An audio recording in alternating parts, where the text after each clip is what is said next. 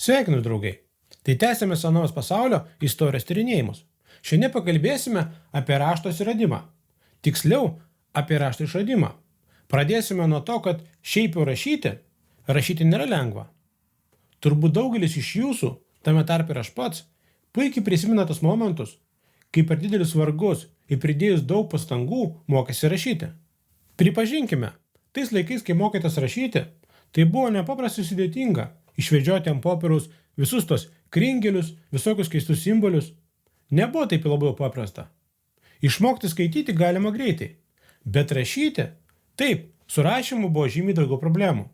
Bet tikiuosi, kad jums šio sudėtingo rašybos meno įsisavinimas sekasi kiek lengviau. Na ir apskritai, žmonija rašybos meną įsisavino ne tai, kad labai sunkiai, bet aš net nežinau, ką dar tokio panašaus žmonės išradinėjo taip ilgai, kaip raštą. Kviečiu žiūrėti ir sužinoti, kaip, kada ir svarbiausia, kodėl žmonės išrado raštą.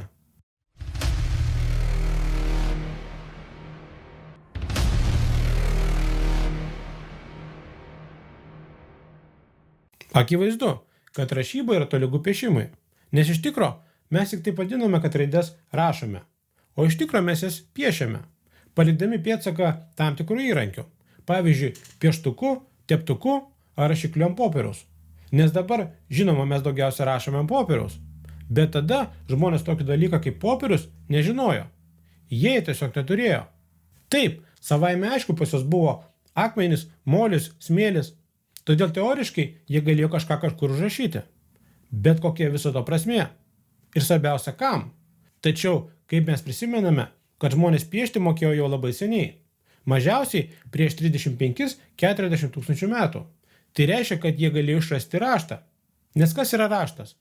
Jei atmesime visus nereikalingus samprotavimus, raštas yra tam tikrų paveikslėlių rinkinys, kurį mums pateikia tam tikrą prasmę. Pavyzdžiui, štai čia. Ant mano knygos parašyta senovės Graikijos legendos ir mitai. Ir man nereikia jokių papildomų atskirų paaiškinimų. Viskas aišku. Iš tiesų, labai patogus ir genialus išradimas. Tačiau žmonėms ilgą laiką to nereikėjo. Kodėl? Nes viską, ką jie tuo metu norėjo perduoti vieni kitiems, jie galėjo tai lengvai perduoti žodžiu. Be to, reikia atsižvelgti ir į tai, kad senovės žmonės tais laikais neturėjo tokio milžiniško informacijos kiekio, kuris mūsų supa dabar, aplinkui, kurią reikia vienaip ar kitaip įsiminti, arba bent jau susiorientuoti joje. Savo galvose jie turėjo labai daug laisvos vietos. Ir todėl jie tai, ko jiems reikėjo, ko puikiausiai įsimindavo. Atmintinai. Mes žinome pavyzdžių, net ne iš senovės, o iš 19-20 amžiaus, kai žmonės atmintinai išmokdavo ir be jokio išsikirtimo, be jokio iškraipimo cituodavo, pavyzdžiui, tokią knygą kaip Biblija, kurioje, jei ką, yra 2000 puslapių. Štai 2000 puslapių teksto, kurį žmogus išmoko atmintinai. Ir jis gali lengvai pradėti cituoti iš bet kurios vietos. Ir nepraleis nė vienos raidės. Iškyla klausimas, pavyzdžiui, kam jam reikalingas raštas? Kam jam skaityti Bibliją, jei jis ją moka mintinai?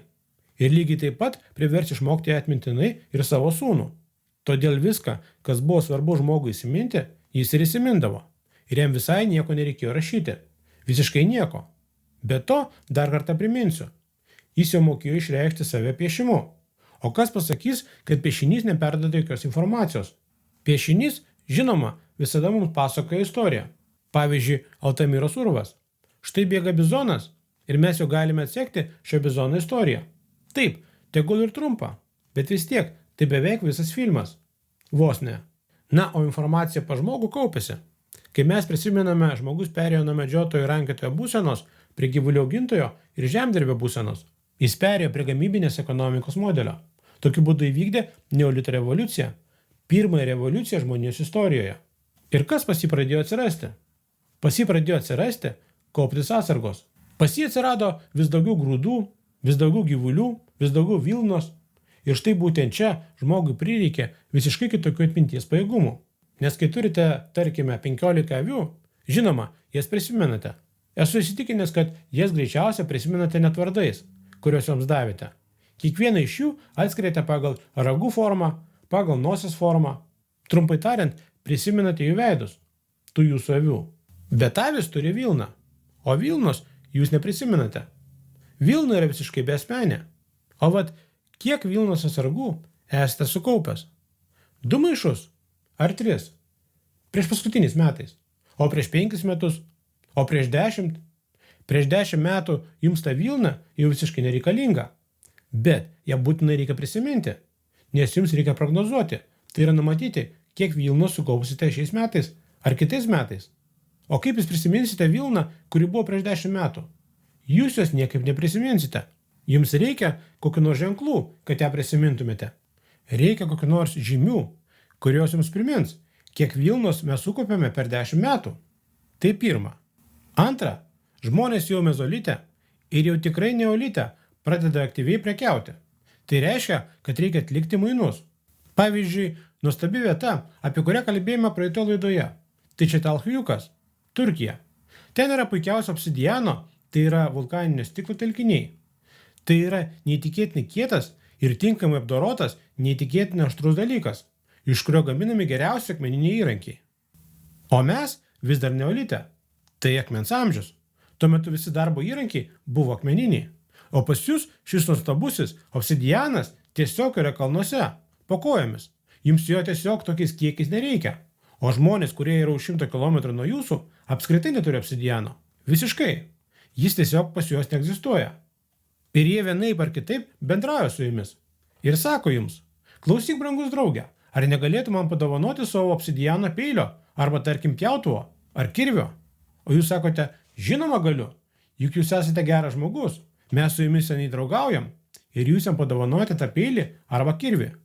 Bet juk nepatogu, kai tau padovanoja dovaną, tu turi atsidėkoti. Taigi, tu brangiajam draugui, kuris padovanojo tavo obsidianą, padovanoji 4 krepšelius figų, kurių pas jūs auga gausybė. Ir štai jūs atlikote mainus.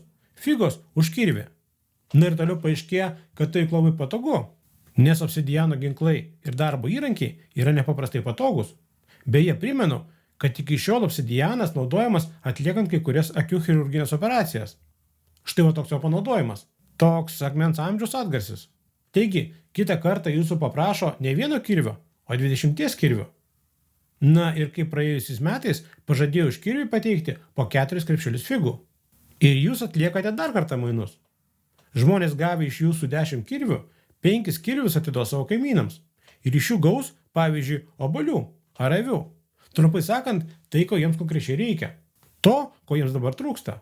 Ir tokiu būdu, įsivaizduokite, iš Turkijos obsidiano įrankiai pasiekdavo net Egiptą. Tai 1000 kilometrų.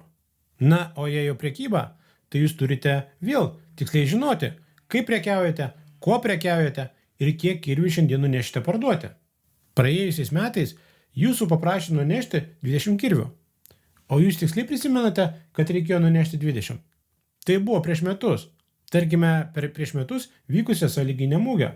Bet pavyzdžiui, aš nebūčiau prisiminęs, kad man reikia nunešti būtent 20 kirvių. Juk jūs galite nešti ir ne tik kirvius. Jūs galite nešti 60 peilių, 150 pjautuvų, 20 kirvių, vieną, bet labai gerą ietį vadui. Ir štai po metų jūs krapštate galvą ir galvojate. 20 kirvių ar 21 kirvės? Viena ietis vadui, o gal 21 ietis vadui? Nieko neprisimenu. Labai nepatogu ir gali gautis visokių kuriozų. Nes tarkime, jūs prisimenate, kad kirviai kainuoja 4 krepšelius su figomis. O tai kiek kainuoja pjautuvas? Per metus jūs jau pamiršote, kiek kainuoja pjautuvas. Todėl reikalingi kokie nors ženklai. Ir saugoti savo atsargoms ir mainų prekybai neabejotinai reikalingi kokie nors ženklai. Ir todėl pirmieji užrašai, žinoma, daugiausia buvo ūkiniai ekonominiai. Bet to šiaip bendrai mes iš tikro nežinom, kokie jie buvo. Nes pirmieji žmonijos istorijoje užrašai buvo tiesiog susisteminti paveiksliukai. Aš ne veltui pradėjau nuo piešimo ir apskritai tapybos meno istorijos. Nes paveiksle visada pasakojama istorija. Ir štai žmonės pradeda pasakoti istorijas patys savo. O juk dėl kiekvieno maišo su vilna ar statinė su kviečiais, kiekvieną kartą juk nepiešia visą paveikslą. Teisingai, todėl jūs piešite tik mažytį paveikslėlį. Ir taip atsiranda pirmoji rašto forma istorijoje, vadinama piktografinė rašyba.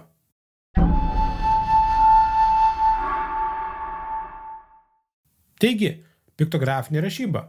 Tai yra rašyba paveikslėliais. Pavyzdžiui, kai mums reikia pasakyti žodį dramblys, mes nupiešime mažą dramblį. O žiūrėdami paveikslėlį suprantame, kad kalba eina apie dramblį. Toliau, štai turime dramblį, kurį prijaukinome ir kurį reikia padovanoti Tomui. Taigi, nupiešime dramblį ir rodiklį žmogaus figūrą, kurioje, žinoma, atpažįstame Tomą. Tokiu būdu gauname visiškai konkretų įrašą. Perduoti dramblį Tomui. Vienas iš seniausių tvarkingų tokio tipo įrašų yra ant žinomos lentelės iš miesto Kišas. Tai Mesopotamija, Tarpupis, apie kurį kalbėsime kitą kartą. Štai ten buvo tokie paveikslėliai, tokie kaip ir komiksai, kurie perteikė pirmasis veiksmų ir objektų savokas. Tai buvo maždaug 3500 metų prieš mūsų erą. Nors iš tiesų piktografinė rašyba yra dar senesnė, nes pirmosios piktogramos aiškiai užfiksuotos Mesopotamijoje, būtent pačioje derlingoje pusmėnulio širdyje, jau 4 tūkstantmečio prieš mūsų erą pradžioje, galbūt net dar anksčiau, 5 tūkstantmetyje. Bet ten, žiūrint į tuos dar senesnius paveikslėlius, neįmanoma pasakyti, ar tai rašyba ar ne, nes rašyba skiriasi nuo viso kito. Nuo paprastų paveikslėlių, griežtų pasikartojimų, taip vadinamomis leksemomis ir fonemomis. Tai yra žodžių ar ženklų rašybos, kurie turi perteikti tam tikrus garsus ar savokas. Na, čia truputį sudėtingiau, moksliškiau paaiškinau. Bet jei piešiam dramblį, tai beveik visada toje pačioje vietoje turėsime lygiai tokį patį dramblį. Ir rodiklė nuolat kartosis, nes kiekvieną kartą sugalvoti naują piktogramą tam pačiam veiksmui yra kvaila. Greitai jūs ją susipainiosite. Todėl jūs piešite rodiklę, dramblį piešite kaip dramblį, o žmogų kaip žmogų. Tai reiškia, kad jei turite keletą pasikartojančių arba keliasdešimt pasikartojančių simbolių, kuriuos jau daug kartų matėte archeologijoje, būkite tikri, kad tai ne tik paveikslėliai. Tai žmogus bandė kažką užrašyti. Ir visas tas kažką užrašyti, aišku, vis dar labai neišvystytoje formoje, buvo taip jau 4 tūkstantmetyje prieš mūsų erą. Tai yra prieš 6000 metų.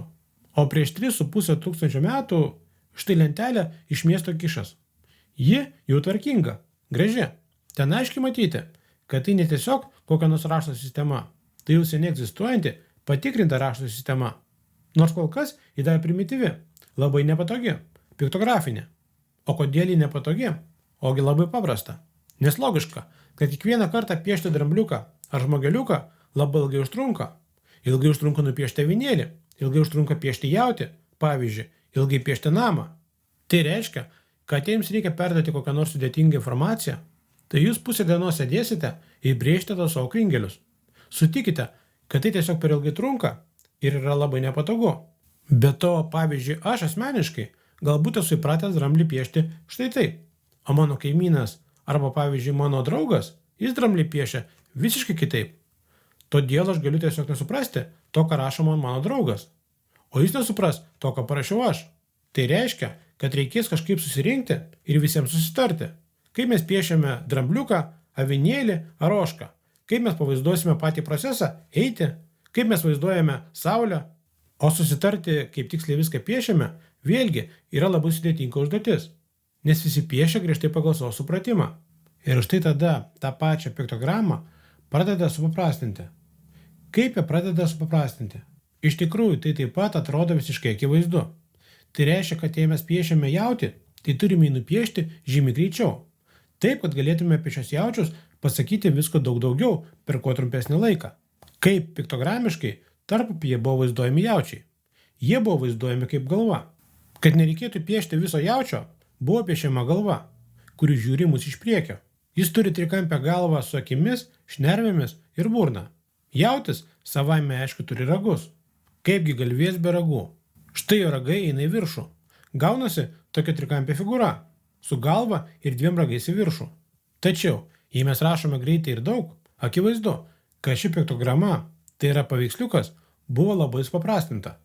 Taip gavosi raidė Alef, kuri tiesiog ir verčiama, kaip jautis bulius. Alef tai žodis akadų kalba. Tai tarpupio gyventojai, kurie atsiras šiek tiek vėliau nei tie, apie kuriuos mes dabar kalbame. Tai yra neolito revoliucijos, keramikos laikotarpio ir netgi šiek tiek vėlesni laikai, jau ankstyvojo vario amžiaus pradžia.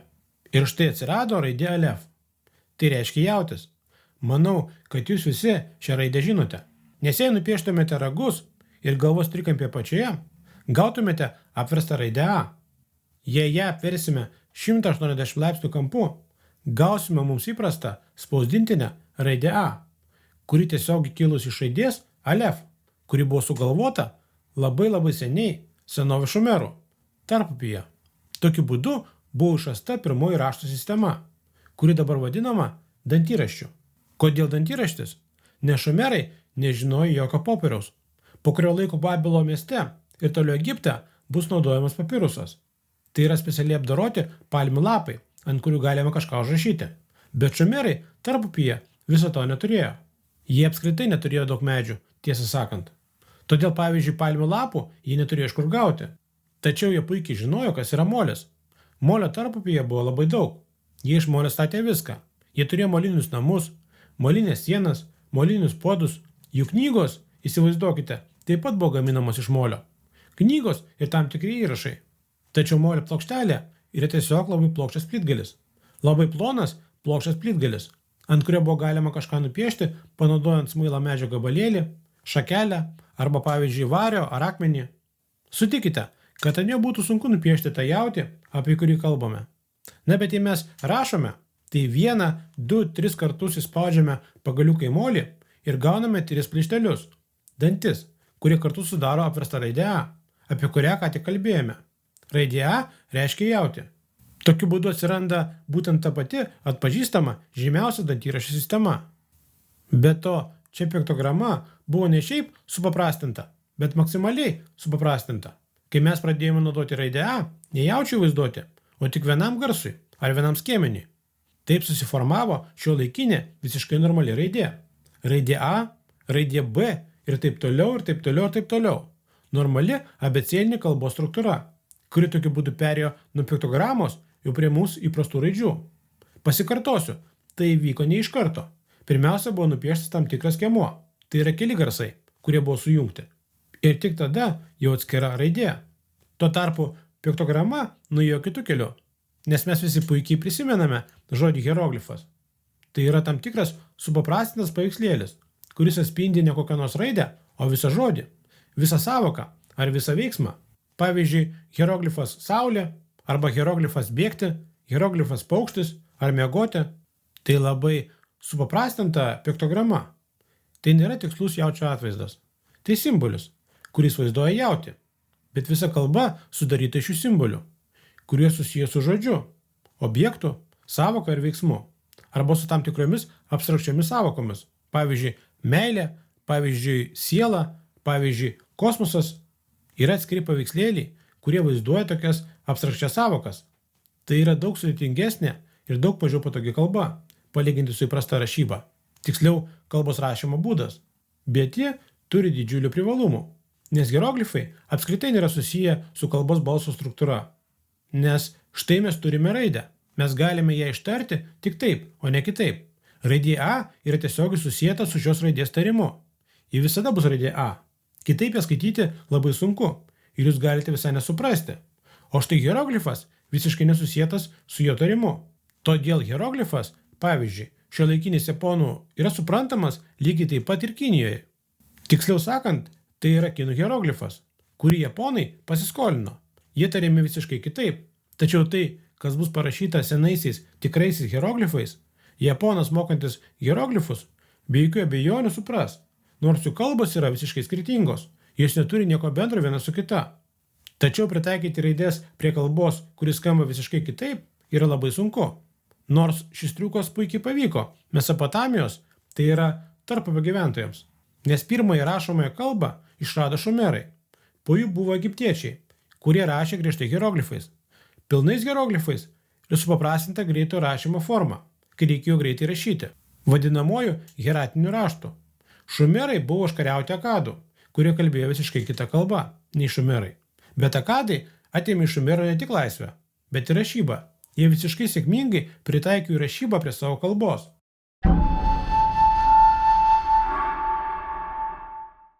Na, o piktografinė rašyba toliau vystėsi visiškai kitame regione, būtent Indijoje, konkrečiai Šiaurės Indijoje, Indo slėnyje, Indo upė, kur mažiausiai prieš 3000 metų klestėjo garsi Harapos civilizacija, apie kurią galbūt mes kada nors pakalbėsime atskirai. Jie išrado labai išsivyščiusią ir labai sudėtingą piktografinės rašybos sistemą ir paliko mums daugybę paminklų susijusių su šio dalyku. Maždaug prieš 3–2,5 tūkstančio metų prieš mūsų erą Kinijoje pradėjo rašyti ant vėžlių šarvų. Beje, tam tikrų paveikslėlių ant vėžlių šarvų buvo ir anksčiau, bet tiesiog gana sunku atpažinti vadinamosius hieroglifus. Tai tiesiog kažkokie paveikslėliai. Galbūt jie yra ankstesnės tradicijos rašyti kažką ant vėžlių šarvų pirmtakai. Tačiau vis dėlto, būtent vėžlių šarvas yra pirmasis objektas, kurį puošia tie patys kinų hieroglifai. Jie labai skiriasi nuo šiuolaikinių, viena vertus, bet kita vertus, jie yra visiškai panašus.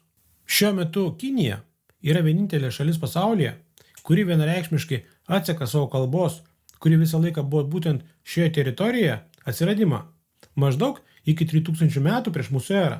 Tai reiškia, kad šiuo metu kinų rašytiniai tradicijai yra 5000 metų. Tai seniausia iš šiuo metu gyvuojančių, nuolat besivystančių rašytinių tradicijų. Piktografinė rašyba buvo naudojama ir Mezoamerikoje, Olmeko civilizacijoje, Olmeko indėnų. Mezoamerika reiškia Centrinė Amerika, ten kur dabar yra Honduras, Gvatemala ir panašiai. Tai yra regionas tarp Pietų ir Šiaurės Amerikos. Mezoamerika.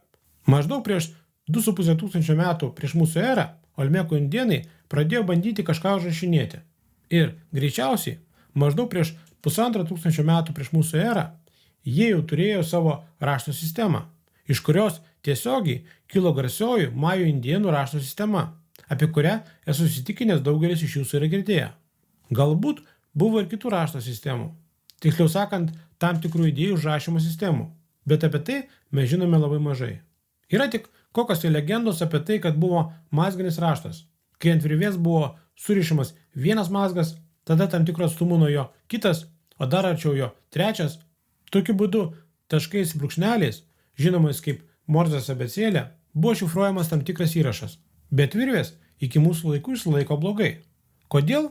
Todėl, kad jos yra organinės ir žemė greit supūna. Na, o patogumas tokio tipo informacijos perdavimo. Pagalvokite patys. Pavyzdžiui, man reikia parašyti knygą. Pavyzdžiui, tokią knygą. Įsivaizduokite, kiek man reikės virvių, kad suriščiau mazgelius ir kurias po to laikyti. Tai čia minimum reikės kokių 2 sofos dydžio skrynių, kad išsaugoti informaciją reikalingą knygai. O knyga gali būti ne tik knyga, o tiesiog įrašas apie tai, ko jūs prekiaujate jau 10 metų, arba ko prekiauja jūsų miestas, ir jūs visą tą skrynę užpilote mazgais. Tai labai nepatogu. Todėl žinoma tokia rašyba, jie ir buvo, išliko tik kaip egzotika, skirta perduoti labai trumpus, paprastai šifruotus, tai yra slaptus, specialiai paslėptus nuo laisvo skaitimo įrašus, pavyzdžiui, karo metu. Taip, tuomet tokio pobūdžio mazgelio rašyba gali būti taikoma ir net reikalinga. Taigi prisimename, kad rašytinė kalba iš pradžių buvo tas, kas tarnavo ūkio ir prekybos poreikiams. Tik vėliau jį perėjo į, pavyzdžiui, šventųjų raštų sritį. Į raštus, kurie mums perdavė kažką, kokią nors informaciją apie didvyrius, dievus, tolimą praeitį, apie žvaigždžių dangaus skliaute judėjimą, trumpai tariant, apie kažką išaukštinto. Bet iš pradžių tai buvo tik obsidiano kirvio mainai į 15 avių. Viskas buvo labai žemiška. Taigi, kaip matome vėl, visada viskas kyla tik iš ekonomikos. Na, o mes liekame senovinėme pasaulyje ir toliau įtyrinėjame. Draugai, jei jums patiko ši laida, būtinai spauskite nykštį viršų. Parašykite komentarą, pasidalinkite savo nuomonę arba užduokite klausimą. Man svarbus jūsų balsas. Kiekvienas jūsų laikas ir komentaras tai 10 papildomų laidos parodymų naujiems žiūrovams. O tai labai padeda kurti dar daugiau vertingo turinio. Nepamirškite prenumeruoti mano kanalo, kad nepraleistumėte naujų laidų ir prisijungtumėte prie mūsų bendruomenės. O jei norite mane palaikyti dar labiau, tapkite kanalo rėmėjų paramos platformoje. Ten gausite išankstinę prieigą prie mano laidų ir specialų tik rėmėjams skirtą turinį. Nuorodą į paramos platformą surasite aprašyme, apačioje ir QR kodas čia. Ačiū, kad žiūrėjote. Ačiū, kad esate kartu. Pasimatysime kitoje laidoje.